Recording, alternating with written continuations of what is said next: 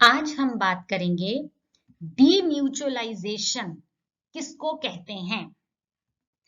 देखिए, कुछ सालों पहले स्टॉक एक्सचेंज में क्या होता था, जो इंटरमीडियरीज थे, जो ब्रोकर्स थे, वो ही सारे के सारे करता धरता थे। वो ही स्टॉक एक्सचेंज को ओन करते थे, कंट्रोल करते थे, मैनेज करते थे। सारा का सारा स्टॉक एक्सचेंज उनके हाथों में ही रहता था। उसको उसमें काम किसने करना है? ब्रोकर ने। उसको मैनेज किसने करना है? ब्रोकर ने। एवरी कंट्रोल ब्रोकर के ऊपर, कोई भी रोक टोक नहीं थी। सारा करता धरता कौन? ब्रोकर। ब्रोकर को चेक किसने करना है? किसी ने नहीं। उसकी मन मर्जी चलती थी, वो जो मर्जी करे। तो होता क्या था, ओनरशिप भी ब्रोकर के हाथ में, मैनेजमेंट भी ब्रोकर के हाथ में। उससे क्या होने लगा कि ब्रोकर क्लाइंट के फायदे के लिए कम और अपने फायदे के लिए ज्यादा सोचने लग गया, अपने फायदे के लिए ज्यादा काम करने लग गए। जैसे कि मान लीजिए, आपने ब्रोकर को बोला कि मेरे 100 शेयर्स बेच दो। ब्रोकर को भली भांति पता है कि कल इसका प्राइस बढ़ने वाला है। वो आपको ये सलाह नहीं देगा, वो आपको कहेगा ठीक है जी, बेच देते हैं। शेयर्स बेचकर वो अपने ही अकाउंट में ट्रांसफर कर लेगा। कल जब वो प्राइस बढ़ जाएगा तो वो उस बढ़े हुए प्राइस का खुद ही मुनाफा, खुद ही फायदा ले लेगा।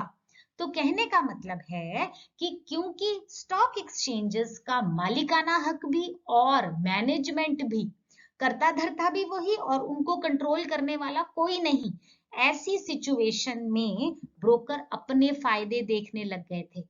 कॉन्फ्लिक्ट ऑफ इंटरेस्ट होने लग गए थे। उनको अपना इंटरेस्ट, अपना फायदा क्लाइंट के फायदे से ज्यादा प्यारा लगने लग गया था। जब हमारी सरकार को ये प्रॉब्लम समझ आई तो उन्होंने डीम्यूचुअलाइजेशन कर दिया स्टॉक एक्सचेंजेस का। डीम्यूचुअलाइजेशन क्या होता है? सेपरेट कर दिया ओनरशिप को और कंट्रोल को। काम तो अभी भी ब्रोकर ही कर रहा है स्टॉक एक्सचेंज में, लेकिन उसका कंट्रोल अब ब्रोकर के हाथ में नहीं है। अब किसके हाथ में है? अब सरकार ने सारा का सारा काम, कंट्रोल का, सेबी के हाथ में दे दिया, securities and exchange board of India. तो ब्रोकर के ऊपर चेक करने के लिए, रेगुलेट करने के लिए, उसको मॉनिटर करने के लिए, उसके कामों को ध्यान से देखने के लिए कौन बना दिया गया? एक सेपरेट बॉडी बना दी गई जिसको हम सेबी बोलते हैं। सेबी के ऊपर हमने एक सेपरेट आर्टिकल बनाया है, आप वो देख सकते हैं। डीम्यूचुअलाइजेशन के कॉन्सेप्ट में मैं इतना ही कहूंगी कि क्या है, ओनरशिप अभी भी ब्रोकर के हाथ में है, लेकिन कंट्रोल ब्रोकर के हाथ में नहीं है, कंट्रोल सेबी के हाथ में है। तो इस स्टेप को, सरकार के इस सेपरेशन को क्या बोला जाता है? डीम्यूचुअलाइजेशन। स्टॉक एक्सचेंज का करता धरता अभी भी ब्रोकर है, लेकिन ब्रोकर को चेक करने के लिए सेबी बना दी गई। उससे क्या हुआ कि ब्रोकर जो अपने पर्सनल फायदे का काम करते थे, उसके ऊपर वो काम नहीं कर पाएंगे, क्योंकि उनके सिर के ऊपर बैठी है सेबी।